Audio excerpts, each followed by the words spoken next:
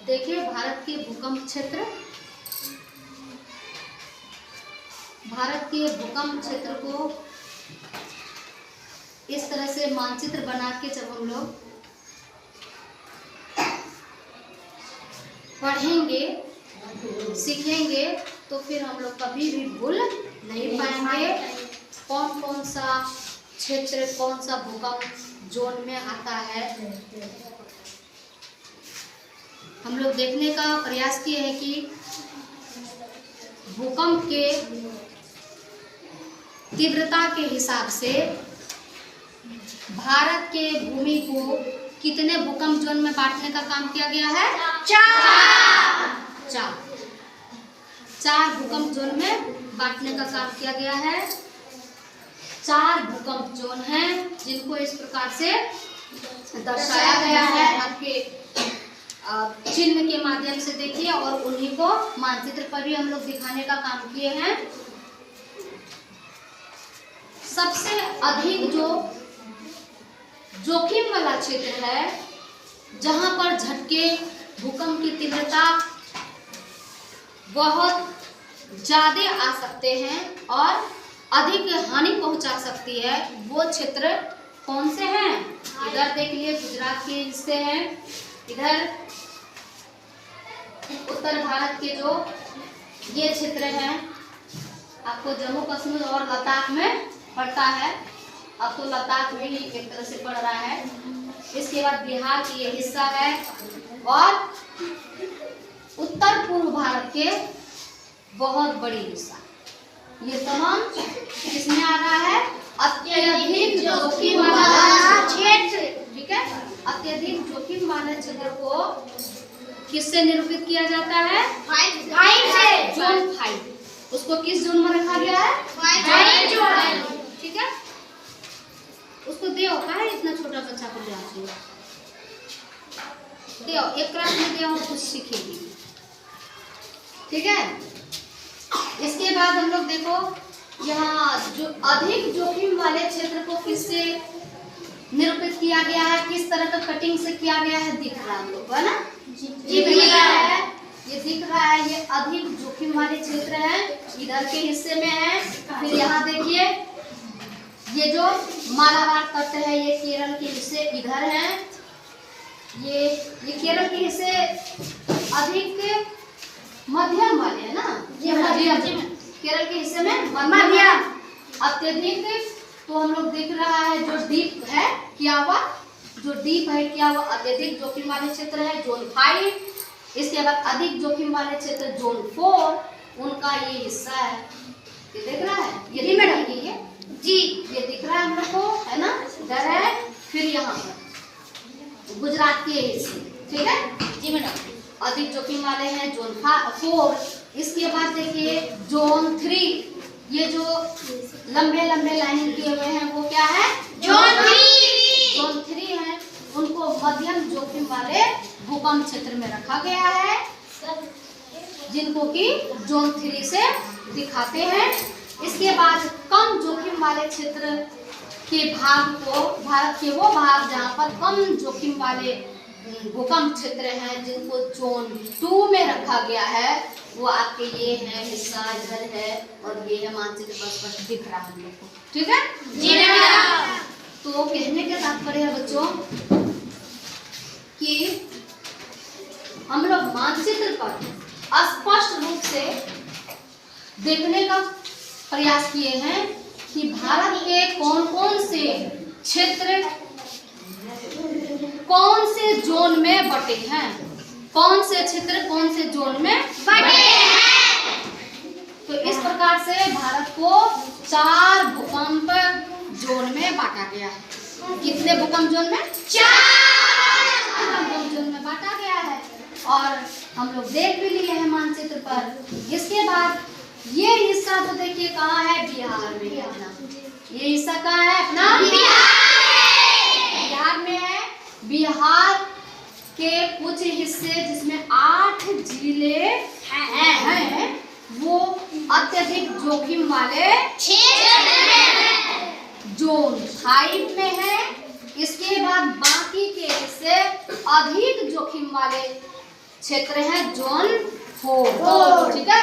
तो बिहार टोटल जो है ना वो कह सकते हैं हम लोग कि या तो जोन 4 में है या जोन 5 में, परहैप्स 4 और 5 होंगे, ठीक है। तो ये जो हम लोग यहाँ पर अच्छे से सीखेंगे इस बात को कि बिहार के कितने जिले जोन 5 अत्यधिक जोखिम वाले जोन में क्षेत्र में आते हैं। तो उनको हम लोग एक ट्रिक के माध्यम से याद रखने का काम करेंगे और बहुत आसान लगेगा याद रखना। तब ऐसे सीता, मधु, किशन और माधो शहर से भागा। अच्छा लग रहा है ना? जी मैडम। क्या है आप लोग रिपीट करिए। सीता, मधु, किशन ठीक है। तो इस तरह से सीता, मधु, किशन और माधो शहर से भागा एक लाइन यदि हम लोग याद कर लेते हैं इजी वे में हमें अपने बिहार के वे तमाम जिले याद हो जाएंगे जो कि अत्यधिक जोखिम वाले क्षेत्र में आते हैं, जोन 5 में आते हैं, ठीक है। तो सीता से सीतामढ़ी, मधु से मधुबनी, किशन से किशनगंज और से दूसरे क्लास डिस्टर्ब होंगे, थोड़ा धीरे बोलना हम लोग को है ना। माधो से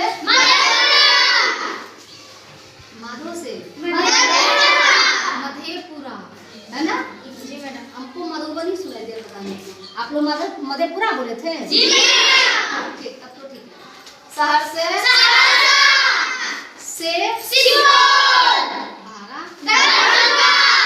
ठीक है। ये 8 जिला हम लोग याद रखने का काम करेंगे क्योंकि अपने बिहार से है ना। ये अत्यधिक जोखिम वाले क्षेत्र हैं, जोन 5 में आते हैं भूकंप के दृष्टिकोण से, इसीलिए हम लोग इसे याद रखने का काम करेंगे इस ट्रिक के माध्यम से।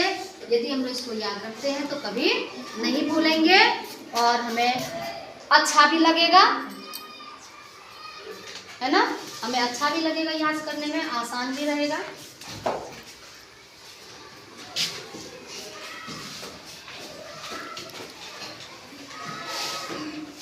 आप लोग अभी कॉपी में बनाए हो अपना अपना नाम? जी मैडम। आप लोग कॉपी खोलो।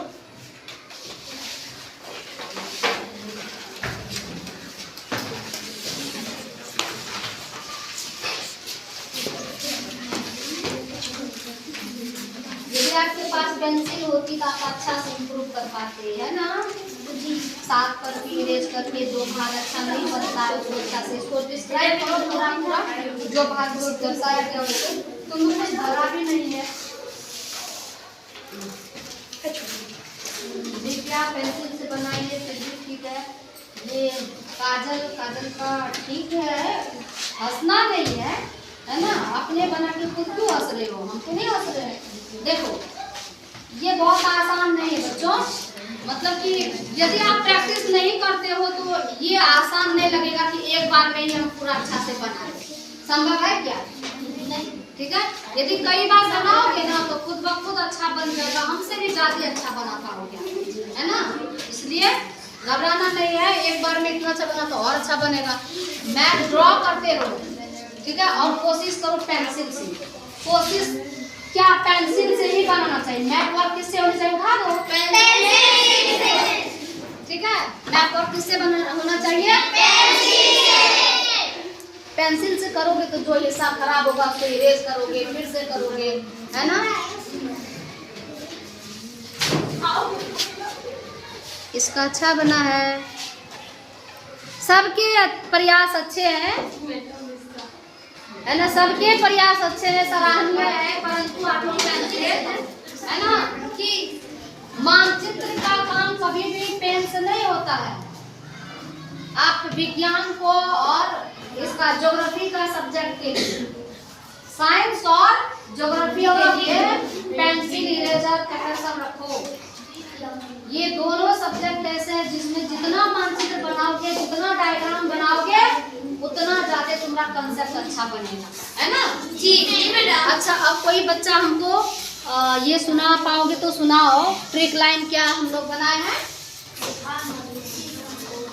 बिहार के अत्यधिक जोखिम जोखिम वाले क्षेत्र को याद रखने के लिए क्या ट्रिक लाइन हम लोग बनाए हैं? एक और माधो शहर से भागा। फिर से। सीता, मधु, किशन और माधो शहर से भागा। बहुत अच्छा, इसको डिस्क्राइब कर दो। सीतामढ़ी, मधुबनी, किशनगंज, अररिया, मधेपुरा, सहरसा, सुपौल, दरभंगा। सुपौल बोलना है ना, सुपौल। ठीक है, तो कैसा लगा आप लोग को? ताली नहीं बजानी है ना, ताली बजाने की जरूरत नहीं है, बस सीख लेना है इसका इसकी आवश्यकता है ना, कि हम जो सीखे आज जो सीखे उसको पूर्ण रूपेण सीख ले, कल के सीखने के लिए बाकी नहीं। क्योंकि जब हम कल के सीखने के लिए बाकी छोड़ते हैं तो क्या हो जाता है, हमारा ये बर्डन बनते जाता है ना, ये काम क्या हो जाता है, भार बनते जाता है। और एक दिन ऐसा आता है कि हमारे पास सीखने के लिए बहुत सारी चीजें होती है, परीक्षा सर पे होती है ना, तो उस स्थिति में मुश्किल लगता है, हमें पढ़ाई बोझ लगती है। परंतु जब हम लोग कोई भी टॉपिक को, विषय वस्तु को तत्काल उसी क्षण सीख लेते हैं, अपने में समा लेते हैं, बस बीच बीच में अभ्यास करते रहना, इसको नहीं भूलेगा, गारंटेड करे नहीं भूलेगा, लेकिन अभ्यास करते रहने की जरूरत है ना। एक बार ब्लैक बोर्ड पे फिर से फोकस कर लो।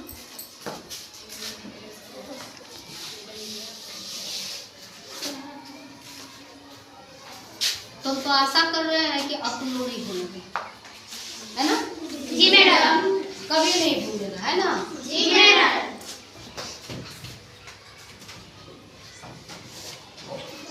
इसको भूलना नहीं है, ये आपके बेसिक चीज है, 7th क्लास में है बच्चों। लेकिन याद रखना, आप कितने बड़े भी कॉम्पिटिटिव एग्जाम क्यों नहीं देने जाते हो, क्वेश्चन यहीं से बनते हैं, प्रश्न यहीं से बनते हैं। कहाँ से ले आएगा? ये तमाम चीज हमारे मतलब कि बेसिक क्लासेस से, प्राइमरी लेवल से दिया जाता है, आता है। उसी चीज को हम लोग अच्छे से नहीं कर पाते हैं, यही हमारे लिए आगे चल करके बोझ लगता है, याद नहीं रहता है, भारी लगता है। तो ये 7th क्लास के लिए मात्र नहीं है, बल्कि आपके जीवन के लिए, जीवन पर्यंत ये चीज आपके काम आएगी। ठीक है, इसे याद रखना है। ठीक है, आप लोग बहुत अच्छे से सुने हो, सीखे हो, अच्छा है, ध्यान देते हो, बस याद भी रखना है, बीच बीच में रिवाइज करते रहना है इसको। ठीक है, जी मैडम। ठीक।